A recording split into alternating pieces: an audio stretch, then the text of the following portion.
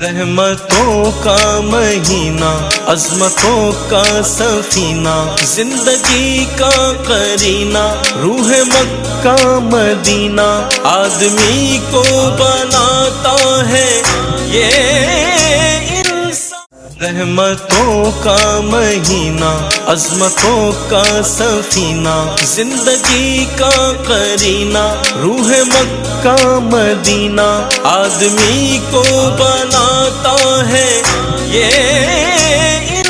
اعوذ باللہ من الشیطان الرجیم، بسم اللہ الرحمن الرحیم۔ معزز ناظرین، السلام علیکم ورحمۃ اللہ وبرکاتہ۔ آپ دیکھ رہے ہیں پروگرام علم و عمل اپنے میزبان صاحبزادہ عرفان الہی قادری کے ساتھ، جس طرح کہ ہر روز ایک نئے موضوع کے ساتھ آپ کی خدمت میں پیش ہوتے ہیں، جو قرآن و سنت کا ایک نور لے کر آپ کی خدمت میں روشنیوں کا سفر ہے، روشنیوں کا پیغام لے کر حاضر ہوتے ہیں، اور ایسے موضوعات جو ہماری زندگیوں کے ساتھ جڑے ہوئے ہیں، اس امر پر، اس امید پر کہ ہم سب عہد کریں کہ ہم اپنے اللہ کے حضور معافی طلب کریں اور ہم اپنی زندگیوں کو ایسا سنواریں کہ اللہ اور اللہ کے پیارے حبیب صلی اللہ علیہ وسلم کو پسند آ جائے۔ تو ناظرین کرام، آج کا ہمارا جو موضوع ہے وہ ہے ایفائے عہد۔ روزمرہ زندگی میں طرح طرح کے معاملات، ہماری وعدہ خلافیاں، ہمارے ایسے معاملات کہ جو ہم لوگوں کو پریشانی تک لے جاتے ہیں۔ کیا کبھی ہم نے یہ غور کیا ہے کہ انسان زبان سے جو کچھ کہتا ہے، دل میں کچھ رکھتا ہے اور عمل میں کچھ اور ثابت کرتا ہے، یہی وہ لمحہ ہے جہاں قومیں بنتی بھی ہیں اور ٹوٹتی بھی ہیں۔ اس کا تعلق عہد سے ہے، وعدہ سے ہے،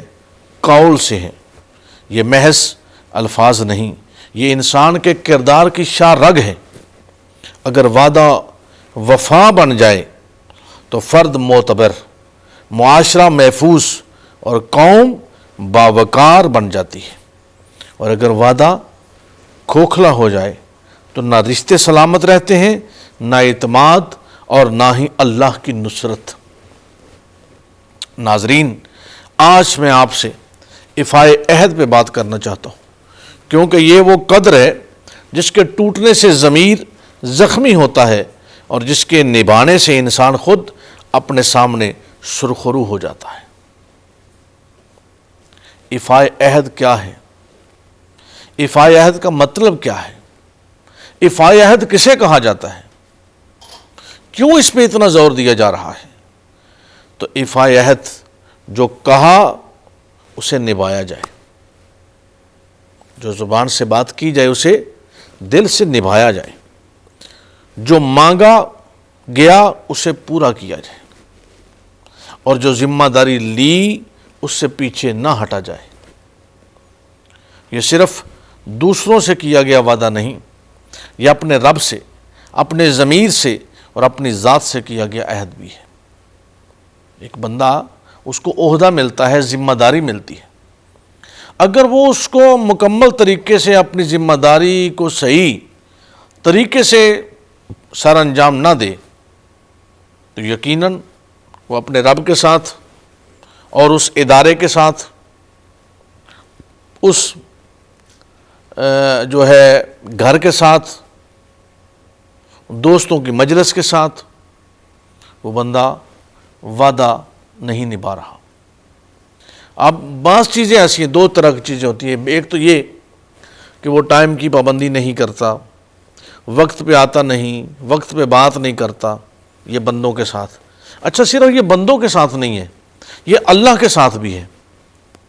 چونکہ اس کا تعلق رزق کے ساتھ بھی ہے۔ اگر کسی کو 12 گھنٹے کی پے دی جا رہی ہے، سیلری 12 گھنٹے کی ہے، اور وہ کام 6 گھنٹے 7 گھنٹے کر رہے ہیں، تو اپنے رب کے ساتھ بھی اور ان بندوں کے ساتھ بھی وعدہ خلافی کر رہا ہے۔ قرآن مجید سورہ بنی اسرائیل رب کائنات ارشاد فرماتا ہے وَأَوْفُوا بِالْعَهْدِ إِنَّ الْعَهْدَ كَانَ مَسْئُولًا، اور عہد کو پورا کرو، بے شک عہد کے بارے میں سوال کیا جائے گا۔ یہ مت سمجھنا یہ بات بندوں سے کی ہے تو پوچھی نہیں جائے گی، پوچھی جائے گی۔ یہ آیت بتا رہی ہے کہ عہد کوئی معمولی بات نہیں، یہ قیامت کے سوالات میں بھی شامل ہے، اور دوسرے مقام پر سورہ المائدہ میں اللہ رب العزت نے ارشاد فرمایا یا ایھا الذین آمنوا اوفوا بالعقود، یعنی ایمان کا تقاضا ہی یہ ہے کہ وعدے پورے کیے جائیں، اور اے ایمان والو، کیا کہا؟ اے ایمان والو اپنے وعدے پورے کرو۔ تو مخاطب کیا گیا ایمان والوں کو، اور بخاری و مسلم کی حدیث ہے، نبی کریم علیہ الصلوۃ والسلام نے منافقین کی 3 نشانیاں بیان فرمائی ہیں، اور ان میں ایک نشانی یہ ہے کہ جب وعدہ کرے تو خلاف ورزی کرے۔ اب یہ حضور نے منافقین کی نشانیوں میں بتائی ہے یہ بات، آپ اندازہ کریں کتنا بڑا عیب ہے، کتنا بڑا گناہ ہے۔ ہم یہ سمجھتے ہیں ہم عبادت گزار ہیں، ہم ریاضت کرتے ہیں، ہم صوفی ہیں، ہم حاجی ہیں، ہم تو یار بڑے اچھے طریقے سے کسی امر پر کوئی پیمانگی نہیں کر رہے، لیکن بات بات پر بندوں کے ساتھ وعدہ خلافی کر رہے ہیں۔ اس سے بات کی، اس سے بات کی، پھر اس کو رد کر دیا، اس کو رد کر دیا۔ سرور کائنات صلی اللہ علیہ وسلم ایک شخص نے کہا 3 میں آپ سے پھر دوبارہ ملتا ہوں، تو 3 دن حضور علیہ الصلوۃ والسلام وہاں کھڑے رہے۔ سرکار نے فرمایا تم نے تو مجھے یار امتحان میں ڈال دیا تھا، چونکہ وعدہ کر لیا تھا تو میں تو اس انتظار میں کھڑا تھا۔ اب ہم اپنی طرف ذرا غور کریں، اپنے حالات، اپنی کیفیات کو دیکھیں کہ ہر روز ہم کتنے لوگوں سے وعدہ خلافی کرتے ہیں۔ وقت کی قدر نہیں، یہ اب معمول بن چکا ہے۔ یہ بھی وعدہ خلافی میں آتا ہے، وقت 10 بجے کا ہوگا، 9 بجے کا ہوگا، تو آپ وہاں 2 بجے پہنچیں گے، 1 بجے پہنچیں گے، تو یہ وعدہ خلافی نہیں ہے، اور وقت کی بے قدری بھی ہے۔ اور والعصر، جس وقت کی قرآن قسمیں کھائے، ہم اس وقت کی قدر نہیں کرتے۔ ناظرین کرام، جھوٹ اور وعدہ خلافی کو نفاق کی علامت کہا گیا ہے، منافقین کی، اور منافق ہونا بہت بڑی بات ہے۔ بھئی کافر کا تو پتہ ہے یہ کفر پہ ہے، اور منافق وہ تو کالی بھیڑیں ہیں، جسے آستین کا سانپ کہتے ہیں۔ بعض لوگ ایسے ہوتے ہیں نا کہ ہم انہیں اپنے دل میں رکھنا چاہ رہے ہوتے ہیں، لیکن وہ آستین میں رہنے کی کوشش کرتے ہیں۔ تو ناظرین کرام، یہ جو جھوٹ بولتا ہے، جو وعدہ خلافی کرتا ہے، یہ بھی منافقین میں شامل ہوتا ہے۔ منافق ہے، آپ کہیں گے عجیب بات ہے، وہ نمازیں بھی پڑھتا ہے، وہ روزے بھی رکھتا ہے، وہ حج بھی کرتا ہے، سنت کے مطابق چلتا بھی ہے، ایک چھوٹا سا تو عیب ہے اس میں کہ وہ وقت پہ پہنچتا نہیں ہے۔ یہ چھوٹا عیب نہیں ہے، یہ گناہوں کی جڑ ہے۔ تو اس لیے وعدہ خلافی کو حضور علیہ الصلوۃ والسلام نے منافق کی علامت کہا، اور قرآن نے قیامت کے سوالات میں اس کو شامل رکھا کہ روز محشر تم سے پوچھا جائے گا بھائی یہ کیا کرتے رہے ہو، لوگوں کے ساتھ وعدہ خلافی میں کیسے کرتے رہے ہو۔ رحمت کونین صلی اللہ علیہ وسلم کی سیرت طیبہ کا ہم مطالعہ کریں تو حضور علیہ الصلوۃ والسلام کی حیات انور کا لمحہ لمحہ کفار کے ساتھ، صرف مسلمانوں کے ساتھ نہیں، مومنین کے ساتھ نہیں، کفار کے ساتھ بھی جو حضور نے عہد کیا، جو وعدے کیے، ان کو نبھایا۔ صلح حدیبیہ دیکھ لیں کہ معاہدہ بظاہر مسلمانوں کے خلاف تھا، مگر رحمت کونین صلی اللہ علیہ وسلم نے اس کی ایک ایک شک کو پورا کیا، ہر بات کو پورا کیا۔ لیکن اس کا پھر نتیجہ کیا نکلا؟ ایفائے عہد، جب حضور نے وعدہ کی پاسداری کی تو نتیجہ کیا ہے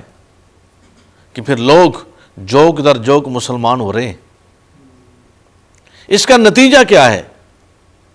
کہ بھائی ابو جہل و ابو لہب کی پارٹی کے لوگ بات ان کی مانتے ہیں، رہتے ان کے ساتھ ہیں، بیٹھتے ان کے ساتھ ہیں، لیکن ٹرسٹ ان پہ نہیں ہے۔ ٹرسٹ کس پہ ہے؟ محمد رسول اللہ پہ۔ ابو جہل کے ساتھ بیٹھیں، اس کے ساتھ کھائیں پئیں، ٹھٹھا مذاق وہاں بیٹھ کر کریں، پارٹی اس کی ہو، رشتہ دار اس کے ہوں، اس کے خیالات کو فالو کرنے والے ہوں، لیکن جب امانتیں رکھنے کے لیے آئیں تو وہ محمد رسول اللہ کی بارگاہ میں آئیں۔ جب امانتیں رکھیں تو حضور کے پاس آئیں اور کیا کہیں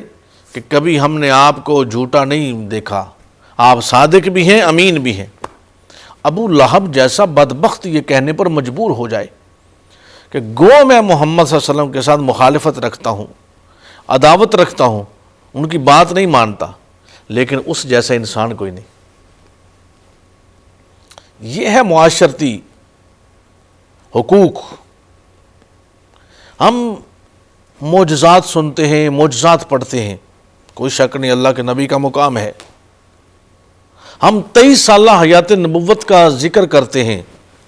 لیکن کیا اعلان نبوت سے قبل جو 40 سالہ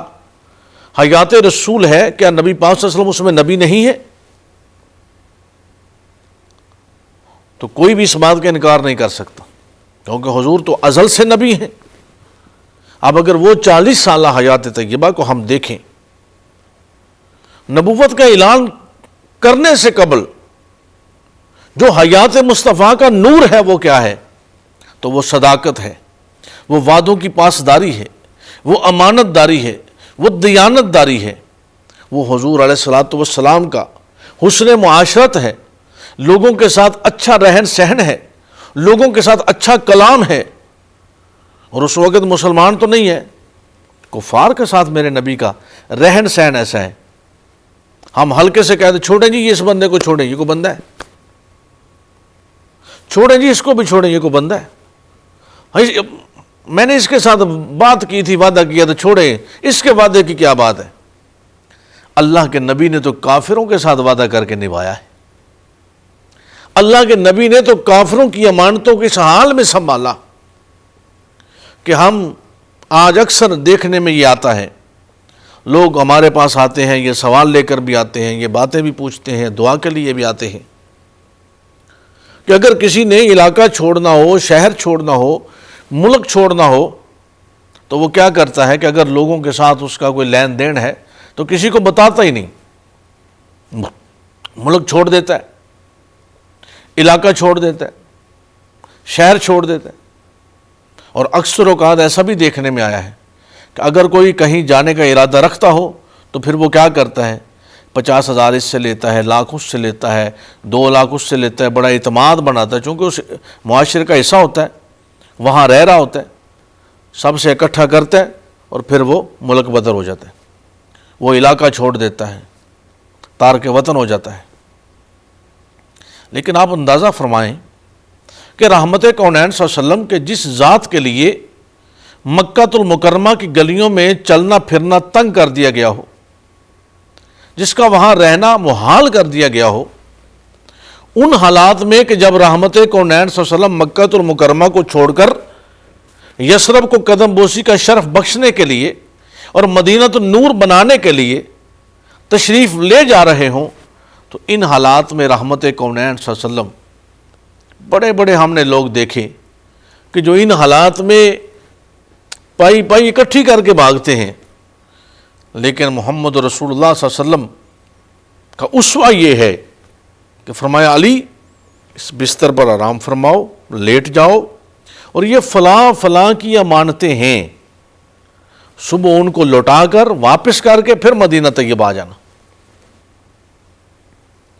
اندازہ فرمائیں، کبھی ہم اسوہ حسنہ کے ان پہلوؤں پہ بھی غور کریں، کبھی ہم سرکار دو عالم صلی اللہ علیہ وسلم کی حیات طیبہ کے ان مقدس پیغامات کو بھی اپنے دلوں میں جاگزی کریں، اور کلمہ پڑھ لینے کے ساتھ ساتھ نبی پاک صلی اللہ علیہ وسلم کی سنتوں پر عمل کرنے کے ساتھ ساتھ، جہاں ہم یہ تو بتاتے ہیں کہ لباس فلاں پہنو، امامہ شریف فلاں ہو، نبی کے معجزات یہ ہیں، مسواک یوں کی جائے، تو وہاں حضور کی ان سنتوں اور ان معجزات کے ساتھ ساتھ ہم یہ بھی پیش کرنا عوام تک کریں اور ناظرین کو یہ بات بتائیں، اور یہ بات ہمارے گھروں کا حصہ بن جائے، چھوٹے نومولود بچوں سے لے کر بڑوں تک، اور جب بڑوں کے عمل میں یہ بات ہوگی تو چھوٹوں میں آٹومیٹکلی آ جائے گی کہ ہم نبی کریم علیہ الصلوۃ والسلام کی سیرت طیبہ کے ان پہلوؤں کو بھی اپنی زندگی میں شامل کریں۔ حضرت خدیجہ الکبریٰ رضی اللہ تعالی عنہا جب حضور علیہ الصلوۃ والسلام نے آ کر فرمایا زملونی زملونی، تو سیدہ خدیجۃ الکبریٰ نے حضور کی ڈھارس بندھانے کے لیے کس طریقے سے عرض کنا ہوئی ہیں کہ آپ غریبوں کے ملجا و ماوا ہیں،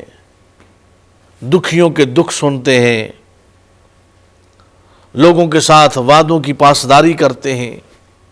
یعنی اس وقت حسن معاشرت کے جو آداب حضور علیہ الصلوۃ والسلام کی حیات انور میں شامل تھے ان کو بیان کیا گیا۔ تو اس بات سے سمجھ آئی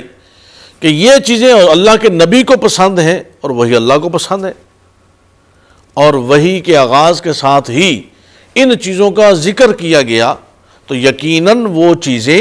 حضور علیہ الصلوۃ والسلام کی حیات طیبہ میں موجود تھیں، حضور کی زندگی کا حصہ تھیں، تو سیدہ خدیجۃ الکبریٰ نے بیان فرمائی۔ تو ناظرین کرام، اس طرح وعدہ خلافی جو ہے ہمارے اندر کوٹ کوٹ کر بری ہوئی ہے، ہم نے اس سے جان چھڑانی ہے، اور یہ بڑا یوں کہہ لیجئے کہ ایک ایسا زہر قاتل ہے جو ہمارے زبانوں میں، ہمارے جسموں میں سرایت کر چکا ہے، اور ہر کوئی عشق کی طرف مائل رہتا ہے۔ اسلام کی اخلاقی فتح اور لوگوں کے دلوں کا فتح ہو جانا یہی ایفا عہد کا کمال ہے، اور وہ تلوار کے بغیر بھی دل جیت لیتا ہے۔ ایفا عہد تلواروں کے بغیر بھی دل جیت لیتا ہے، لوگوں کو اپنی طرف راغب کر لیتا ہے۔ آئیے ناظرین کرام، وعدہ نبھانے والا انسان جو ہوتا ہے وہ اندرونی سکون محسوس کرتا ہے، وہ خود اعتمادی اس میں ہوتی ہے، اور خود اعتمادی اس کو مضبوط بناتی ہے، اس کا ضمیر مطمئن رہتا ہے، اور وہ علاقے میں، معاشرے میں، سماج میں قابل اعتماد بن جاتا ہے۔ یہی وجہ ہے کہ ایفا عہد انسان کے اندر سیلف ریسپیکٹ اور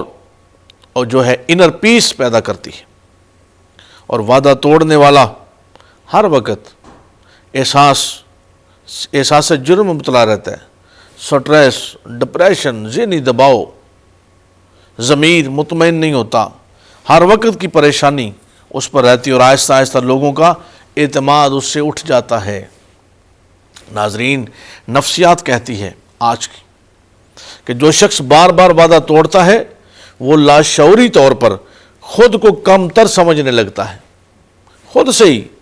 بھائی جس کے ساتھ وعدہ کرتے ہو اگر پورا نہیں کرتے، اس کے سامنے آتے ہو تو شرمندگی، تو وہ اس کے اندر احساس کمتری کا شکار ہو جاتا ہے۔ اور ایفا عہد جو ہے اس کے انسان پر نفسیاتی اثرات مرتب ہوتے ہیں، ذہنی استحکام، شخصیت میں ٹھہراؤ، اعتماد اور اعتبار، رشتوں میں مضبوطی، خوف خدا اور احساس جواب دہی۔ یہی وجہ ہے کہ وعدہ پورا کرنے والا شخص تنہائی میں بھی مضبوط ہوتا ہے، چونکہ اسے معلوم ہے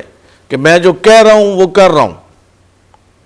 اللہ کے ساتھ بھی میرے معاملات، بھئی خود انسان کے دل جو ہے نا، یہ بہت بڑا مفتی ہے، یہ ہر روز انسان کو جھنجھوڑتا ہے، لیکن ہم اس کی سمجھتے نہیں۔ آپ کو اپنے اسکالر کا، اپنے خطیب کا، اپنے مقرر کا، اپنے صاحب کا، اپنے شیخ کا، استاد کا کبھی نہ کبھی باتیں سنی ہوئی بھول سکتے ہیں، لیکن یہ جو مفتی ہمارے اندر ہے نا، دل، یہ ہر وقت ہمیں جھنجھوڑتا ہے اور کہتا ہے کہ ایسا نہ مت کرو،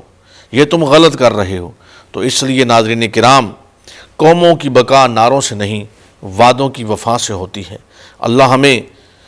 وہ لوگ نہ بنائے جو زبان سے وعدہ کریں اور عمل سے انکار کریں، بلکہ ہمیں وہ انسان بنائے جن کے وعدے ان کی پہچان ہوں۔ سوال اٹھتا ہے، کیا ہر وعدہ شرعاً لازم ہے؟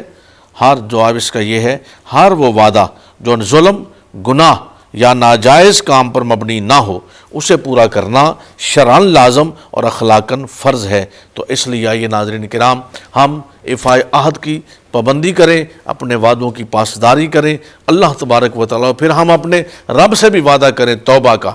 رب سے بھی وعدہ کریں کہ ہم کسی کا برا نہیں چاہیں گے، اور پھر اس وعدے پر کاربند رہیں۔ اللہ تعالی ہم سب کو عمل خیر کی توفیق عطا فرمائے۔ انشاءاللہ تعالی کل ایک نئے موضوع کے ساتھ آپ کے ساتھ ملاقات ہوگی، تب تک کے لیے اجازت دیجیے، اللہ حافظ۔ رحمتوں کا مہینہ، عظمتوں کا سفینہ، زندگی کا قرینہ، روح مکہ مدینہ، آدمی کو بناتا ہے یہ